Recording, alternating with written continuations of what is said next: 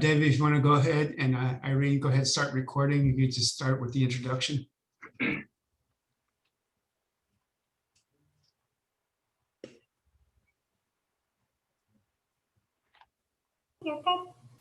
Okay. Good afternoon, and thank you for attending this workshop. This is a landscape and lighting district workshop to discuss our planned budget for fiscal year 21-22, which starts July 1st of 2021. We also would like to cover some of the accomplishments that we made during the current fiscal year. Just a reminder to everybody that during this last fiscal year, we've been operating under our continuity of operations plan due to the COVID-19 pandemic, which meant in certain instances we were working with restricted number of staff. However, since that time, we have been increasing our staff work within our landscape and lighting districts, and we're able to complete a number of important projects. Today, our city engineer, Mark Rincon, is going to walk you through the 5 zones within the landscape and lighting district. And joining us is our park supervisor, Hector Galvan. Hector is responsible for the majority of the projects within our landscape and lighting districts, and will provide an overview of some of the key activities and projects within each of the zones that comprise our landscape and lighting district. Also joining us today is our finance director, Susie Holmes, and our city clerk, Irene Camacho Werby.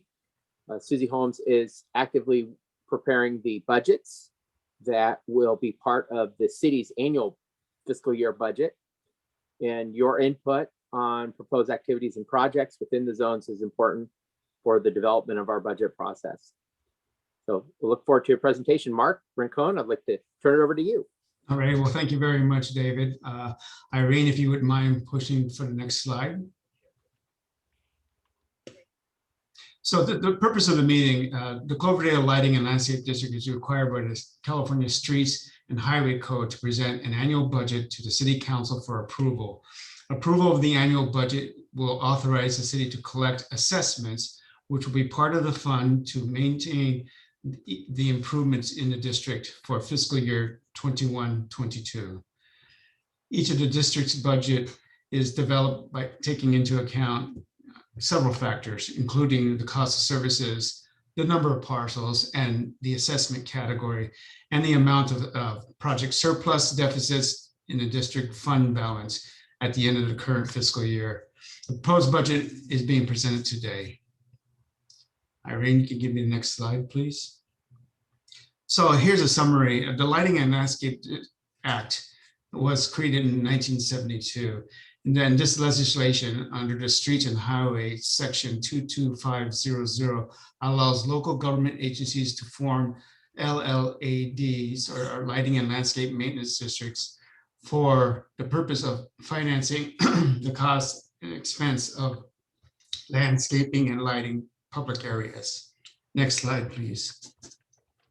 So in terms of Cloverdale, the LAD assessment, the diagram you see before you, it's hopefully you can see it, but it kind of lays out the 7 zones we have within the district, starting at the top there, the north end of town with Jefferson Spring, and completing down at the south end of town at Sunrise Hills. So we have 7 areas where the lighting and landscape is paid by this special assessment. Next slide, please. So at this point, I wanted to turn this over to Hector Galvan. He will present some of the accomplishments for each of the zones that was provided to me through Hector. So Hector, by all means, please start discussing these items. Perfect. Yeah, thanks, Mark. So yeah, what I'm going to do, I'm just going to go through each one of the 7 L&L districts and just kind of go through the bullet points and just with a brief explanation of the highlights for this last fiscal year. And I'll start here with Zone 1, Jefferson Springs. A couple pretty big significant projects were accomplished there in that zone. One of them being the installation of a retaining wall for erosion control. And this actually, by taking care of this, we expanded the entrance, the trail, the actual trail itself to about 6 feet. So that's big, and now it's safe for vehicles and for people to walk through there safely. We also installed we did an installation of a safety guard rail along the existing bridge, like you can see in that little picture. So that was a big accomplishment for that district. And we replaced the main irrigation line, which in the long run is gonna save us some water usage there, because we would be minimizing the water usage, and we should see the difference here in the next few months, especially with the warmer weather near us. And then, yeah, for zone 2, Vintage Meadows, we removed and replaced multiple pieces of playground structures, like a climbing structure, a spiral slide, and a couple new features for the kids to enjoy. So that was a big accomplishment. And the second one was we removed rubber mulch and replaced it with certified wood chips. And we've gotten a lot of positive feedback from the community because of the new certified wood chips that we installed. And we also had replaced an irrigation controller with our it's got a leak detection feature on it, which let us know if there's a leak on any specific station. It sends an alert as soon as when you open up the irrigation controller.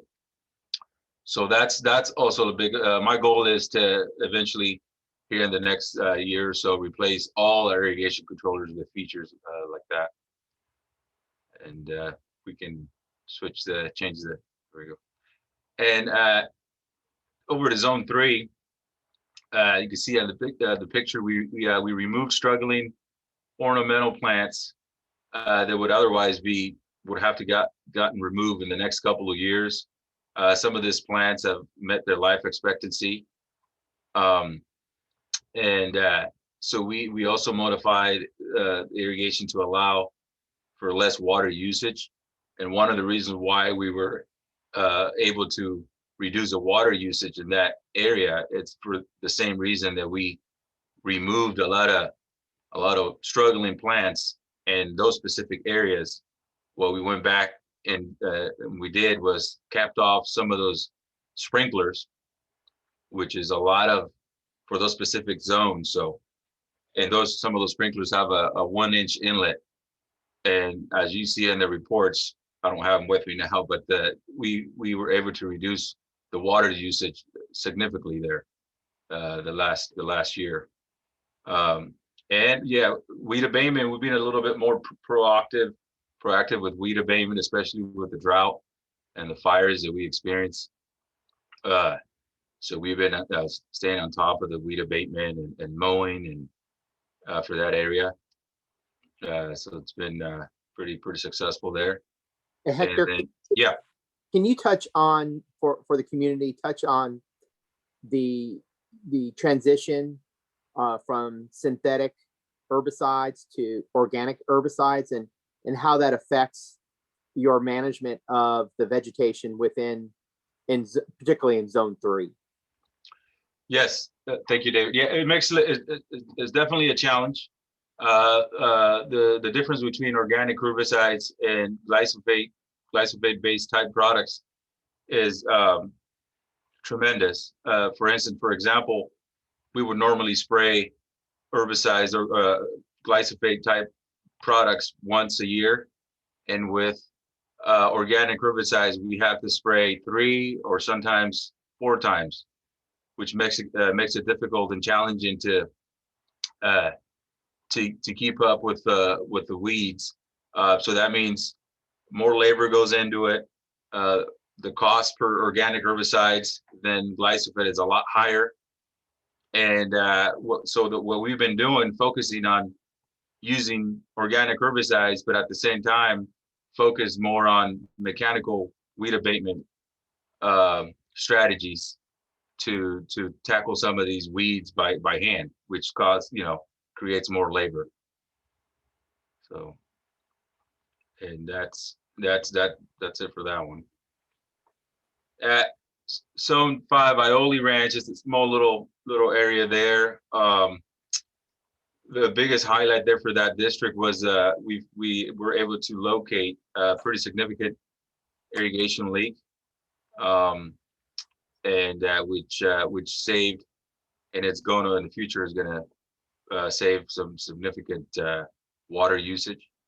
And then you can see on that picture we also installed a new layer of wood chips there to help with keeping the moisture in the ground a little bit longer.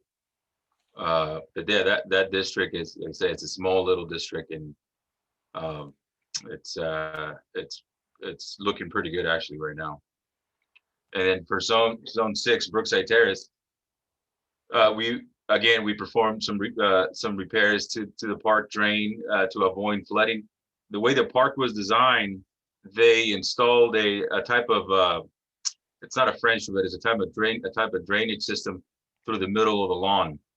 So we spent some time there repairing it and unclogging it, and which actually is going to help out with how much intake the lawn is going to take as far as water usage, because now we can use a lot of the, I guess, storm drain water to go into the park, which will help out, with the water usage. And we modified the irrigation system to allow less water usage. We did the same stuff, the same strategy as kind of, the cottages, where we remove struggling plants and then identify the irrigation to those plants and kept them off. And yeah, we don't have any plan for new planting there. So that zone is looking pretty good right now. And then the last one, Sunrise Hills, the trail replaced and repaired and resurfacing. We dug out about a 50-foot section of the trail that had many different tripping hazard from roots. So we dug that out, and then we resurfaced the entire trail. We budgeted for this project. You can see a picture there of the contractor resurfacing the trail. And we also addressed the wetland area drainage, which you can kind of see there in the picture there to the left. So we cleaned out, we removed a lot of vegetation from the culvert, and we unclogged it for better drainage. And just, again, keeping up with the weed abatement for this district, especially being a little bit, like I mentioned earlier, proactive and getting some of these target weeds earlier in the spring instead of later in the summer. And Hector, question for you on the weed abatement. Normally you schedule CAL FIRE work crews to help with vegetation management activities. I know this last year was a challenge because there was a real demand for those work crews because of the extensive fires that occurred, not only in Sonoma County, but in our, nearby neighbors and all over the state. Yep. Can you speak to how you were able to address the workload associated with some of the vegetation management activities that were required, and how those, how you address the work need to perform that activity? And then maybe Susie, if you can touch on the fact that some of those services were funded by other funding sources, including the Measure M parks. So Hector, if you want to respond to the question. Yeah, so the last couple of years, we were not able to get the CDCF crew.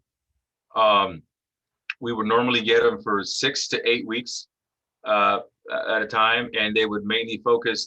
Our primary focus was weed abatement in areas in large districts like the cottages, which we have a lot of open space. Sunrise Hills being one of them, Vintage Meadows. Pretty much every district we would get them in there for a couple of days, 15, 15 guys for a couple of days. And just due to the fires that we've been experiencing here in California, we haven't been able to get them. I guess they're real busy cutting fire breaks during the springtime. So the biggest, I guess, help for us in the Parks Department was the acquisition of the temporary workers, two temporary workers, maintenance workers, who have been helping us with these projects. And of course, these projects are being funded, the two temporary workers are being funded by Measure M funds. But yeah, without the help of my two guys there, I don't know that we would be able to accomplish this type of weed abatement projects, especially with so many different service requests that have been coming in the last couple of years because of neighbors, worried about fires and such. But definitely a big bonus and definitely a big help for us, Mario and Brian. Gotcha. Thank you, Hector, for that overview. And Yep. Susie, maybe can you just touch on what Measure M it is, and what does it bring in terms of resources to the city that enables Hector to help reduce costs within the landscape and lighting district? Sure. So Measure M is a sales tax measure that passed in, I think it was 18 or 19. And the city receives, I think it's 1/4% sales tax. And we use that, the funds that are received by the city, 50% of those funds are used for maintenance and construction projects. The other 50% is used to pay for staffing to work in the parks. Those staffing hours are then not being allocated toward the lighting and landscape districts. They're being paid for out of the Measure M funds. Also, recently, the city has started making a general fund contribution for 23% of the Vintage Meadow Parks costs related to the restrooms and any of the costs associated with that park. Thank you, Susie, for that overview. I think that's helpful. And what it reflects is that the residents within Vintage Meadows do not have to, or not required to pay the full cost of the improvements and park maintenance activities, as some of those are borne by general fund revenue for the city. And as Hector mentioned, and our finance director validated, the part-time temporary staff that enables Hector to supervise and oversee the key maintenance activities, including vegetation management, is also not billed to the landscape and lighting district because it's picked up by a county-wide sales tax measure. And so that again helps reduce the burden of the expenses on the residents within the landscape and lighting districts. With that said, Hector, I know you get a number of special requests, of work requests. Without going into detail on every single district, maybe you could give us an overview of some of the activities that you're called to assist property owners within the districts, some of the maintenance requests. Sure. Thanks, David. So the last couple of years, due to the drought and then the fires, California fires, our number of service requests have pretty much quadrupled as far as weed abatement service requests, where residents are requesting us to, let's say, for example, instead of mowing the cottages once or twice during the summer, now we're having to go out there and do it 4 times for the same reason. Obviously, the first time around, the weeds are a little bit taller, and then so we've been spending a lot more time addressing and trying to please, really, when it comes down to it, trying to please everybody and trying to assure the residents that that we're doing everything possible and everything we can with their staff and the resources that we have. And that's our main goal. And I mean, that was one of the biggest thing. And then just in conclusion, one of the primary focus last year was to really go through the irrigation systems and reduce the water usage. Because I know folks were really concerned about that. And we, as you can see, in looking at when I was looking at the reports earlier, I think we accomplished that. I think we reduced a lot of the water usage, and we're going to continue to work hard and continue to work to meet every district needs. And yeah, it's been a lot of work, but it's paid off, as you can see in the reports. Thank you, Hector. And Mark, if you want to proceed and talk about the budget, next slide, please do. So the district engineer, or Coastland, has put the proposed budget together, working with staff in terms of outlining what the needs would be for the coming year. And knowing that we're coming into a drought, we know we have to curtail irrigation significantly. So the city's taking the lead on curtailment of water usage in the parks and in our landscaped areas. So that's why we're able to see a budget reduction in some of our zones, because Hector's been taking care of the irrigation systems, making sure they don't leak, getting better controllers on them, and also just reducing the frequency of irrigation. So and Hector, you know, I know you spoke to it, but you know, just keeping the plants alive, but not necessarily not distressing them, but not killing them. So that's the kind of goal for upcoming fiscal year in terms of irrigation, which is a significant part of the budget, each of the budgets in each of the zones. Susie, if there's anything else you'd like to add about the budget, but that's how we kind of talked through it and came up with the proposed budget. Yeah, we did our best to reduce costs down to just the minimum this year. And so there aren't any projects in any of the budgets. These are just the bare basic budgets, and that's what we're proposing this year. So this is the proposed budget that we will be taking to City Council in our schedule, and I believe it's an April meeting that we have established as the goal to present this to council. Barring any input from the citizens, this will pretty much be the budget we're going with.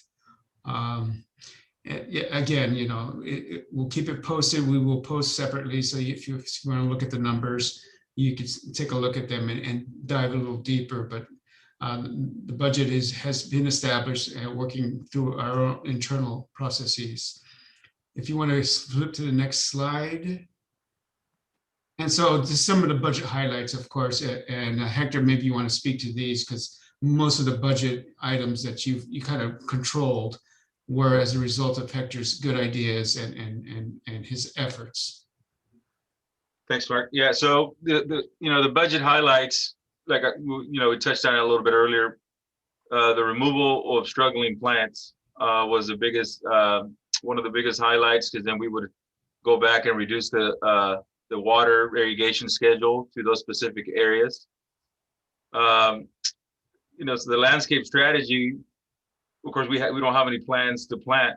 But in the future, if we were to replant some of these areas, we would strategize and choose more drought tolerant plants, or maybe with or bigger shrubs, the low usage water plants that we could still save water, and irrigation efficiency improvements. With new irrigation controllers that are equipped with leak detection features in it. That was we mentioned earlier, we put one at Vintage Meadows, and it's been a big success. And more frequent irrigation monitoring by having the two part-time employees. That frees me a little bit more to go and investigate more and to really make sure, and that's what we did last fiscal year, really make sure that our irrigation system is working efficiently without and minimize the irrigation leaks. And that pretty much sums it up. All right, thank you, Hector. And so we've pretty much established a budget. We presented what accomplishments we had this past or this current fiscal year and our proposed budget for next fiscal year. And so if you want to flip to the next slide, I think we could take any comments or questions from participants in this meeting. And if there are none, we will post this presentation onto our webpage. And I will post my email as a point of contact for any comments, questions, or concerns you may have on this proposed budget. Irene, is there any hands raised or questions out there? Thank you, Mark. So no hands are raised. I just wanted to let the participants know that you are unmuted if you do have comments or questions at this time. Mayor Turner, I see you've joined us. Do you have any questions?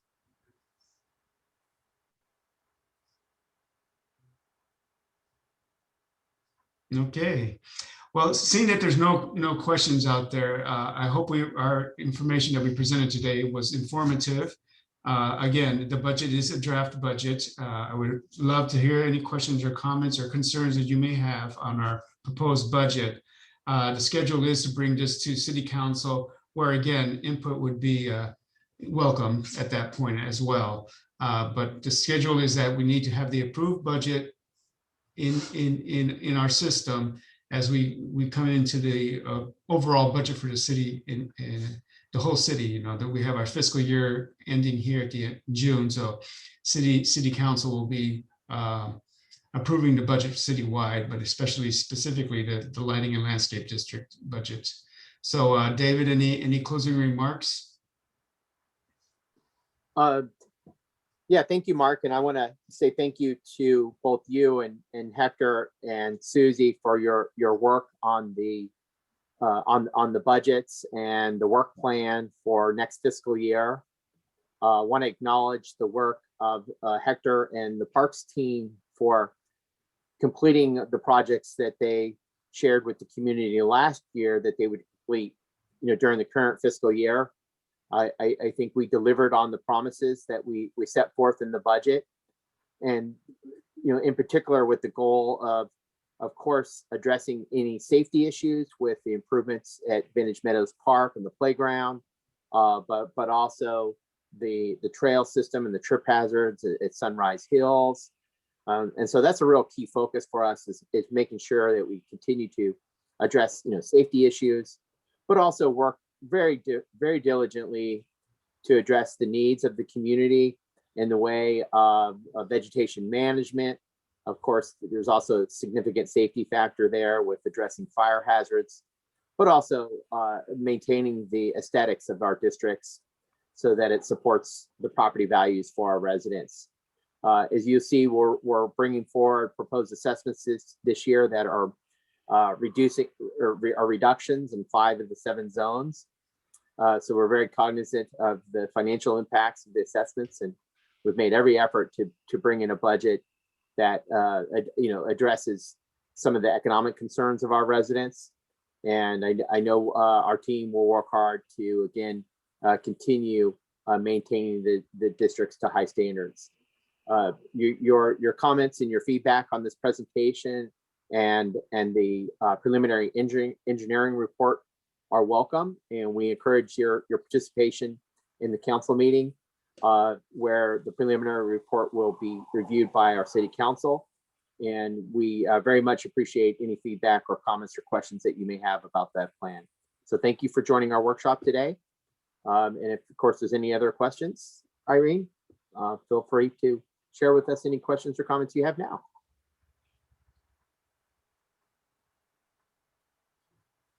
I do not see any hands are raised. Okay, well, otherwise this video will be, we'll make every effort to post it so you can review it at a later date. And we, again, look forward to any questions or comments. With that said, if there's no further questions, I think we can go ahead and wrap up the presentation. All righty, thank you. Thank you, David. Thank you, everybody.